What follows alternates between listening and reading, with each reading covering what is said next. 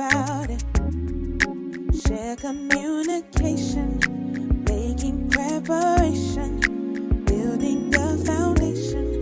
Let's talk about it. Setting up our future, bringing ourselves closer, falling in love deeper. Let's talk about it. Since we have this moment together, relationships grow better with Marriage Talk.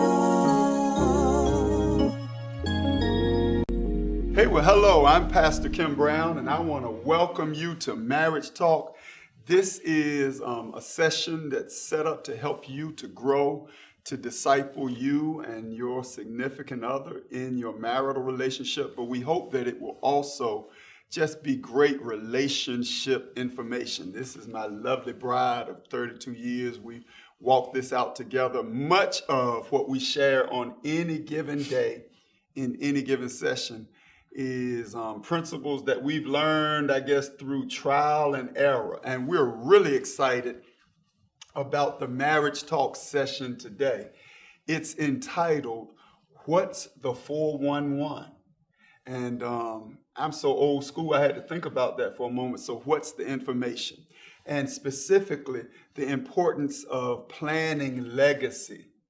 And we say this all the time, Elder. We went to bed, we had been married 2 years and woke up, we had been married 32 years. Or I say I went to bed, I was 30, I woke up the next day and I was 60. But the reality is, legacy, you might be watching this session today and you're young and you know what you're saying? I got time. I got time. Plenty of time. Plenty of time.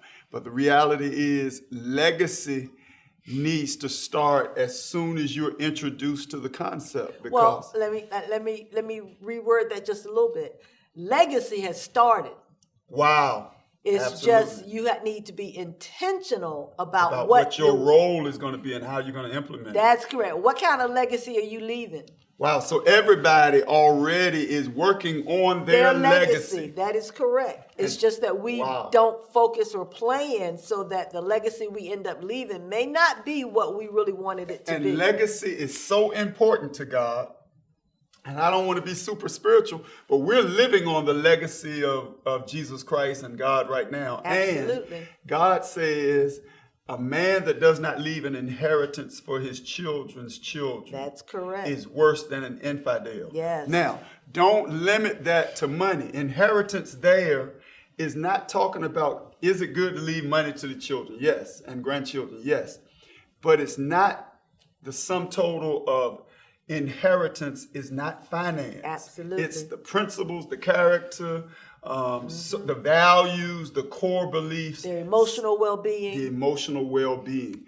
And one of the things, I see down here on the card is, today we're specifically talking about family legacy in and of itself. Okay. But one of the things you always say to our children, and I second this motion, that if they don't do well in life, it won't be because you did not set them up. That is correct. To do well, that you did not leave an inheritance. And that's not, once again, just financial, but the things we've modeled and taught. Mm-hmm. And so we want to walk through some things that we want to suggest to you that will help you to be sensitive to knowing the 411 about developing a family legacy plan.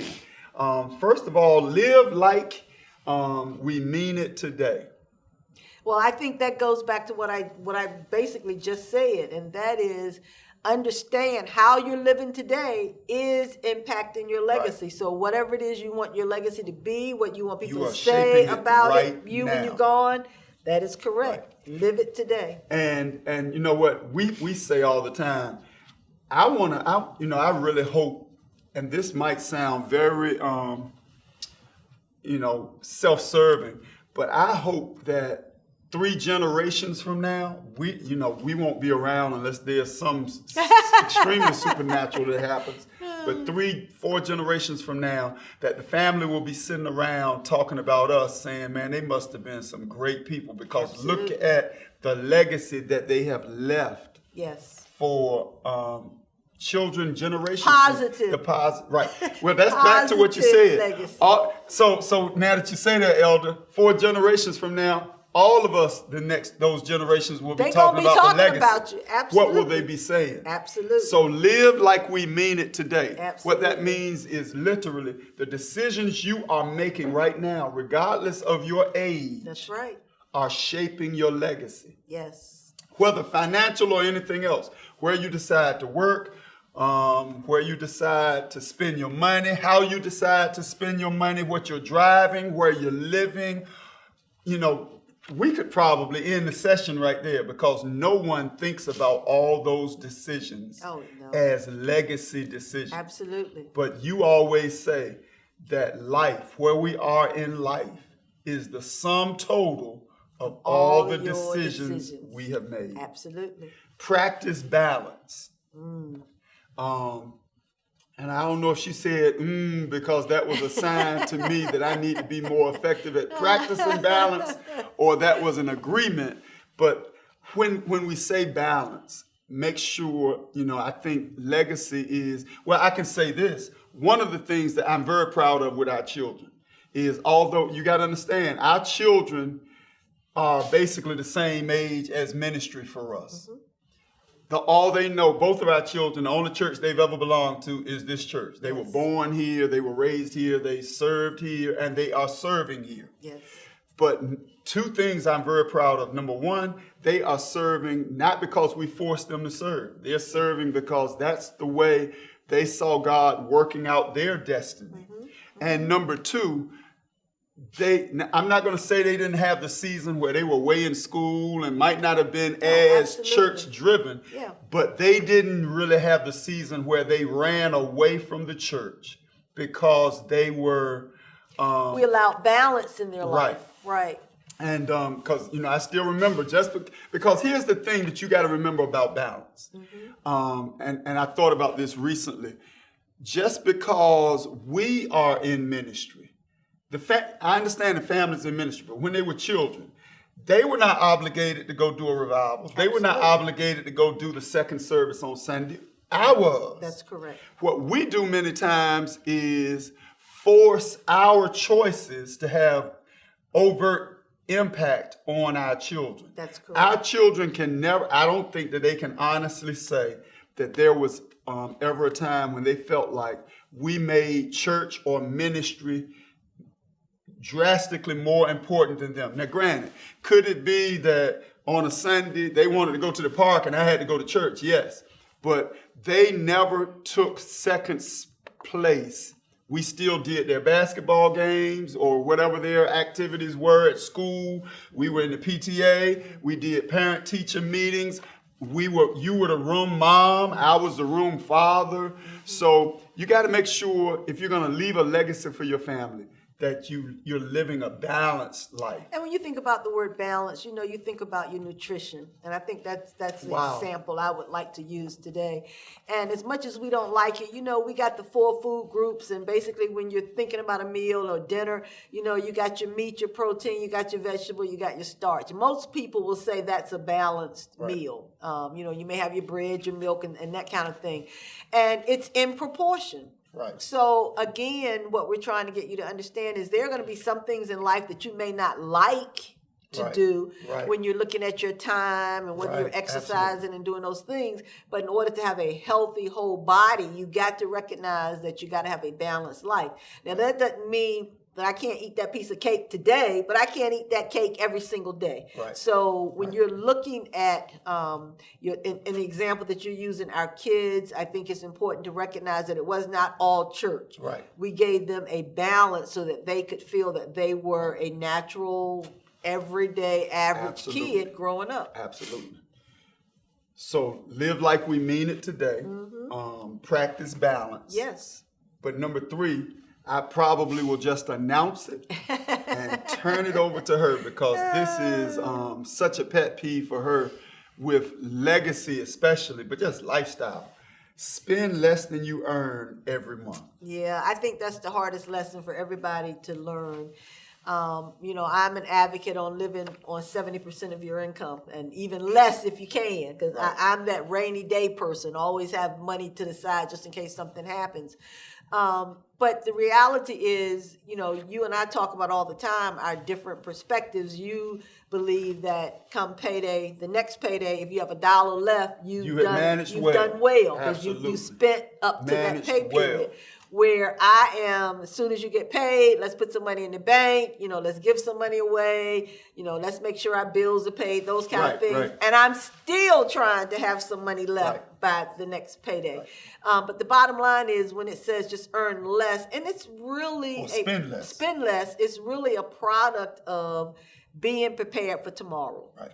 If you spend every nickel and every dime that you get, when you hit a bump in the road, you're not doing number one then. You're not living like we mean it today. That is correct. And I think you've helped me to understand, and hopefully we can help you all to understand today, that many of us are driving the legacy of our family. Yes, we are. Or we're wearing the legacy. Or we're living in it. Right. And I'm not saying, please understand, I don't want them sitting there looking at, you got gold around your neck, and, and got S's hanging from your earrings. Nobody's saying anything is wrong with that. S's? Oh, no, C's. C's, my bad.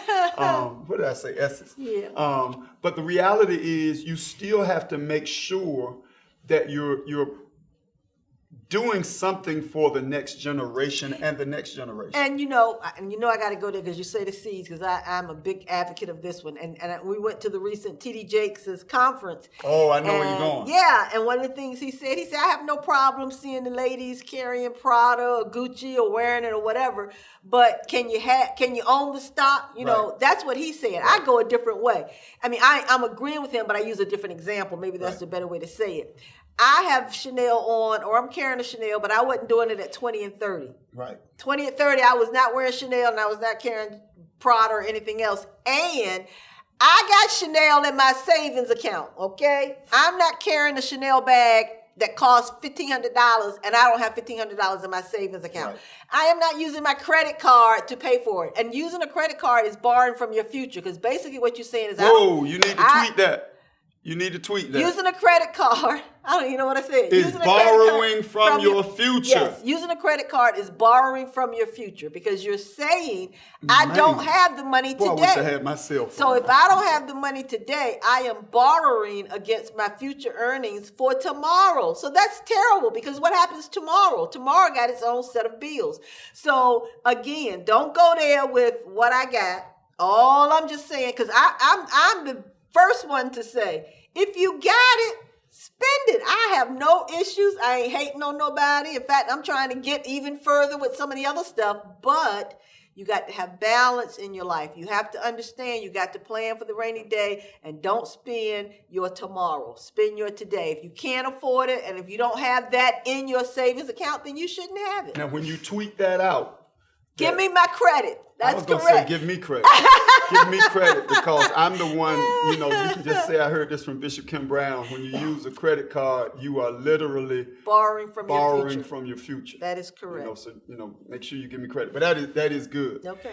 I think the biggest piece is what we're doing is helping people to understand, until you start to plan for it. Legacy is happening either way. Correct. Because if you're spending all today, you are planning for a future to be broke. You're never going to work your whole life. What happens when you're 70 and 80 and you're old and you hurting and you aching and you don't have a 60 and you old. Well, I was trying to give us a break, but you don't have a retirement. Who's going to pay your rent? You didn't pay off your house because you didn't plan. Right. Now you still got to rent somewhere. So you will have the legacy you plan for. That is correct. And we're going to help take it a step further. Absolutely. In the second part of this session. Look, we want to show you some of the things that KW Brown Ministries has available for you to continue to help you to grow and mature in the things of your destiny. So why don't you go check out kwbrownministries.org. We'll be right back.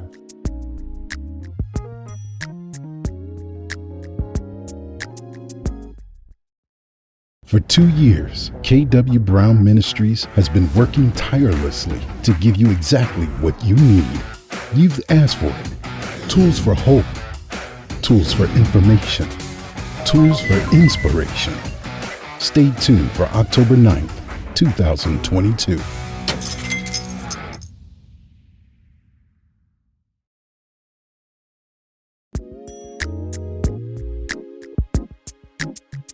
Well, welcome back. We hope that you have come to the awareness and knowledge that KW Brown Ministries has so much more it can offer, and that God has ordained it to come walk beside you, giving us the privilege of being able to walk beside you as you walk out your destiny. It's our desire to simply hold your arms up so that you can maintain the victory and be all that God has called you to be. We're talking about today, what's the 411? Yes. Creating a future for your family and your family's legacy. And we started in the first half of this session.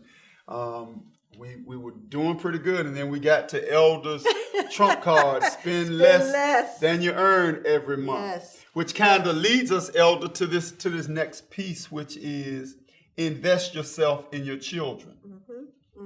And once again, if you're trying to leave a legacy for your children or for your family, it's not just your children.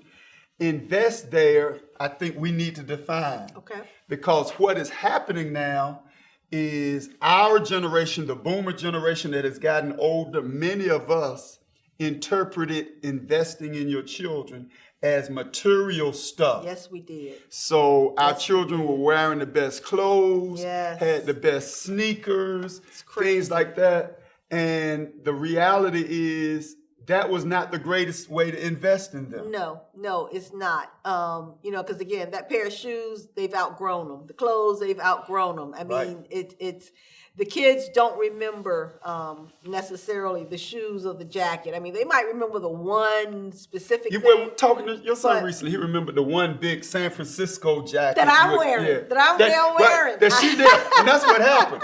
We were I going went in the somewhere in the closet. wintertime, and she went in the Yes. closet, got the jacket out, and he's like, "You wearing my jacket from when I because was?" it was during that season. I think he When was they in would wear middle the big school where they jacket. wore it where it Yeah. was bigger than they were, and so it was a nice jacket. And I know you ran all around town, called in favors and everything because he liked the San Francisco That's exact- I remember 49ers. I that. think. Man, I gotta And remind him. We got that gotta jacket, remind and I him. liked the jacket, and so. But I know what I went through. That was the PlayStation of that day. Okay. You remember that was PlayStation 5 back in the early 90s. Boy, I getting that- don't- Nobody had that San Francisco 49ers That's jacket. correct. And so I had Lauren when I wore it around his house. He said, that was my jacket. And so obviously he remembered that one thing. But if we talk to our kids about, talking about their childhood and what are some of the things that they remember, It's never material. it's never material things, right? It's the laughing at the park or the game night. The breakfast at the IHOP in California. Exactly. I mean, they will still. But it wasn't California. It was the conversation at the IHOP. Right. It was Right. the conversation at Correct. the IHOP. Yes. So It wasn't even at the Roof Chris. It was No, at the IHOP.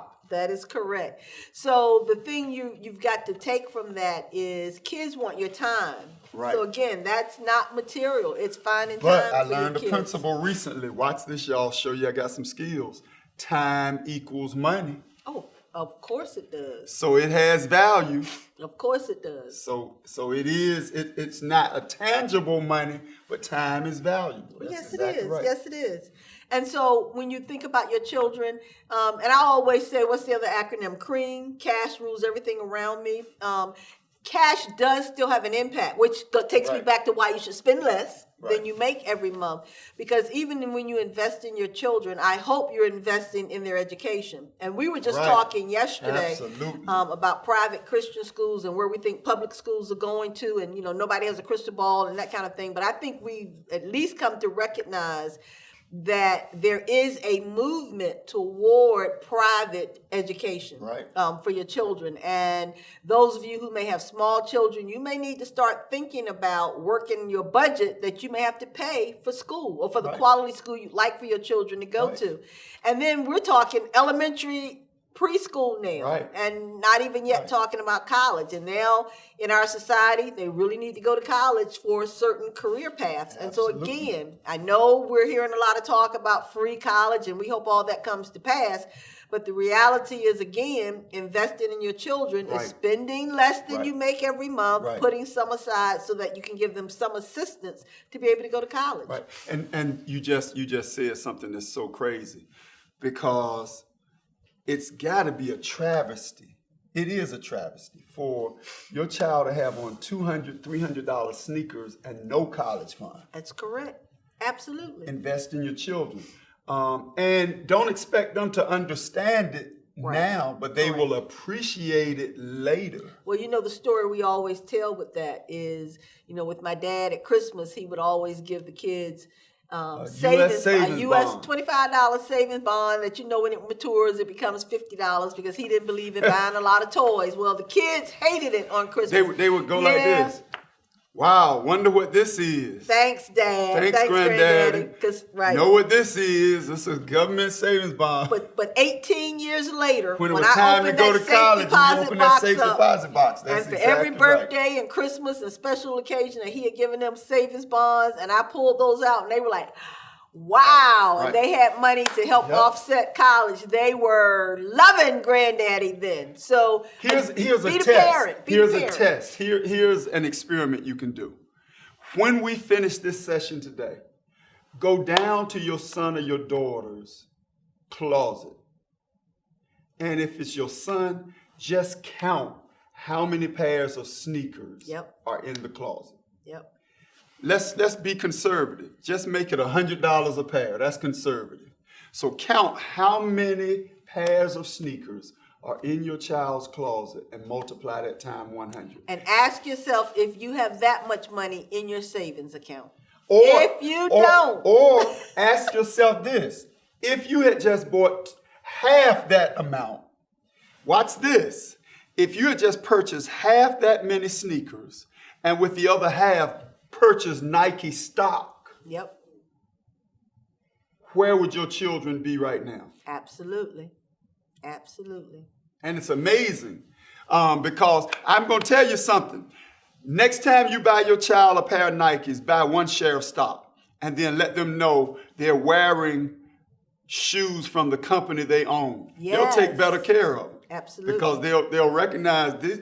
My company makes these sneakers. That's great. I like that. Yeah. I like that. So every time you buy a pair of sneakers, buy a share of stock. You would be amazed. Can you imagine if over 18 years, and we say this all the time, because here's what people are going back to: invest yourself in your children and all this.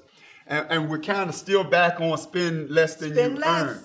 Because just do some calculations. How much we're spending eating out, how much we're spending on extremely, the most depreciating asset you can have, I think, is sneakers. Mm-hmm. Because if you're buying sneakers for your children, if they're at the growth age, Yes. they won't last They won't through wear the them the first whole marking school period. year. They won't last No. through the marking period. No. You buy them in September to go back to Absolutely. school, and before Christmas break, they You know need what we another thought pair. about? Developing legacy. Here it is, y'all. The other day, the new granddaughter is over the house. She was playing with the third generation toy. Yes, she was. She was playing with a toy. She was scooting around the floor on a toy that we purchased For KJ. That That Jackson has scooted around the floor on, and now she is scooting Yep. around. First of all, it still looked brand new. That's But correct. secondly, they put new batteries in it. She was blowing the horn. She was turning the lights on. That toy has gone now through 3 different That's correct. renditions, if you will, of That's being correct. the favorite toy. Absolutely. So please know your children want you Yes. more than they want the Jordan. And even on some of the clothes, because some clothes are unisex. I know they're going to say, Absolutely. Grandma, I can't believe you got Kennedy in some of the boys' clothes. Absolutely. Well, onesies are unisex, okay? They blue, they green, it does not matter. Right. Diapers are unisex, okay? So, yes, I took care of the baby clothes, the socks, and things like that, That's right. and I am reusing them. So here's the other as we move forward. Here's, I think, the fourth thing. If you're trying to leave a legacy, a family legacy Yes. plan, make the tough choices today. I read somewhere, and I might get it wrong, but That's I read really good. I read somewhere the other day that says, if you make the hard choices now, you will have easy life later. That is correct. But if you make That the is easy correct. choices now, You have a you will have hard hard life later. It's the example I just used. Right. If you refuse to manage your money today, which is the easy choice, just spend Right. it, have fun. I'm living for the day. I ain't worried about tomorrow. You're gonna Well, have then some when tomorrow hard comes, choices later. that is correct. Because then life is going to But happen. here is the difference. Later, when you have the hard choices, you don't have the energy to go make that income. That's correct. And so, you can fool yourself. I remember when you used to tell me put money in the thrift plan. I'm like, girl, I'm 30 years old. I ain't even thinking about retirement. Now at 60, Yes. every time that thrift statement comes from when I worked at the shipyard, I'm like, boy, I married a beast. I'm so glad she told me to put that money away That's right. then. And it's been Absolutely. working all these years, and I have not gone back and gotten some of That's it. correct. I wanted to a couple of times because I saw a couple of vehicles that I wanted to go get some. But you made the tough decision then. No, I didn't make the tough decision. You made the tough decision. I was gonna make the easy decision, go get my car. But because I guess the way I So it finances, does matter who you marry. It does matter who you marry and it does matter how you arrange this stuff. Because you put other people's names on your stuff, and then you can't do it by yourself. You need them to do it. And so, good news is both of us are not spenders, or we Right. would be in trouble. So Absolutely. you got to make some tough choices. Before we end this session, one of the toughest choices I think we made with our children was with Kimberly. When she got ready to go to grad school, you remember she had her dream grad school. And I'm saying this because parents are afraid to make this tough choice right now. Afraid to be the parent. She was afraid. She wanted to go to this particular business school. They had offered her a partial scholarship. Correct. And although it sounded like a significant amount of money, it didn't cover but about Everything. 40% of her tuition or whatever it was. Room We were and going to board, have all to that. put 60% there. Correct. But she also had a full ride Yes. to another business school. Just as good. Just as good, reputation just as good. Correct. And they were going to pay her room and board. That's correct. And give her a stipend. Yes. So she was going to be like a Tuition, graduate everything. assistant, get a little Right. stipend. And same caliber of programs. Absolutely. But one of them was a longer way away Yep. and things like that. And she was Didn't through. want to go. Parents, stop making the easy decision for your children. Because she loved it. Because now, she went to the school that we mandated, That's right. Free. got her degree, doesn't have any student loans, Student loans. and now loves that school. Yes. Had a great time. Had a great time, built relationships there, that there are people she still talks to, friends that she made there. But let me give another example, because we've had a couple of parents who've talked to us about this, even with LJ. When he came out of high school, He he told didn't want to go to us, school. he said, I don't want to go to college. He said, I'm going to waste y'all money because I know I'm not ready. Tough decision. And I was ecstatic because that said something to me about what we've taught him. Don't waste my money. I'm not giving you money to go spend 6, 7, 8, 9 years in college. Well, he wouldn't you have get gotten 4, 9. You get 4 and no more. Right. I But think that's the tough slogan from Virginia decision. State, 4 and So no more. if you are Yes. trying to create a legacy plan for your family, you're going to have to today start making some tough decisions. Well, Bishop, again, this is a whole lot. I don't know if we might need to have another show or continue this. We didn't even get past the first couple I of know cards. that's right. So we'll It is so think much. about So whether or we'll not think we need about to doing a continue. part 2 to what's the 411, because Yes. we believe this is so important for you to create a legacy plan for your family. We thank you for the opportunity today to be able to share with you. We believe your family's better because today you got the 411 on Marriage Talk.